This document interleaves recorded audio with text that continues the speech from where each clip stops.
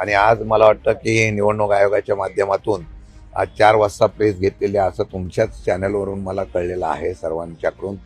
मला वाटतं की आमच्या परवाच्या मोर्चाच्या माध्यमातून केंद्रीय निवडणूक आयोग आणि राज्य निवडणूक आयोगाने चर्चा करून कदाचित ही निवडणुकीची प्रक्रिया या मतदार यादीची चौकशी आणि मतदार यादी सदोष करण्याच्या संदर्भातला निर्णय घेऊन ही निवडणूक घेऊ अशा प्रकारची उल्लेख करतील अशी माझी अपेक्षा आहे.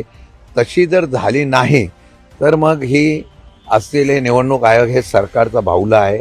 आम्ही वारंवार सांगतोय की केंद्र सरकार राज्य सरकारच्या आणि सत्तारूढ पक्षाच्या माध्यमातून या निवडणुका आता लोकशाहीच्या मदतीने नाही तर आपण कशा प्रकारे जिंकू शकतो अशा प्रकारची स्ट्रॅटेजी करून ह्या निवडणुका घेतल्या जातात असा आमचा आरोप आहे. यावर शिक्कामोर्तब होईल. मला वाटतं की अशा पद्धतीने हुकुमशाही पद्धतीने जर निवडणूक आयोग निवडणुकीचा प्रोग्राम जाहीर करणार असेल तर मला वाटतं की तो अन्यायकारक होईल.